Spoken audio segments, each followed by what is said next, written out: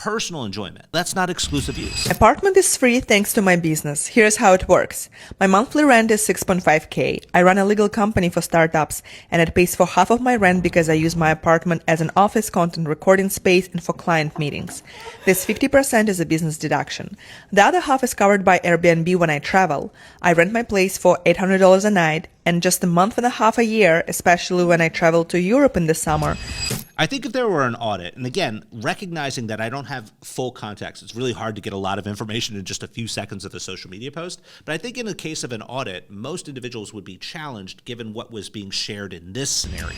Because when it comes to the home office deduction, there are actually a lot of rules that are in place to ensure that people aren't really gaming the system. And one of the rules is exclusive use, meaning the space that is being used for your home office needs to be exclusively used for that purpose in order to justify the business deductions on the back end. Now, in an apartment scenario where you're leveraging, let's say, your living room for some social media content creation, or the balcony, or the kitchen, or anywhere else that is also used at other parts of the day for personal use and personal enjoyment, well, that's not exclusive use. And thereby, you would likely have those associated deductions disallowed if you were audited. And then I have a little bit of a challenge when it comes to this concept of also Airbnb-ing your property. I don't know necessarily within the context of this post what deductions are being claimed associated with their Airbnb, but if you are personally using that residence during the year for more than 14 days, well, then we potentially have some issues with regard to the deductibility of investment property related expenses on the back end. So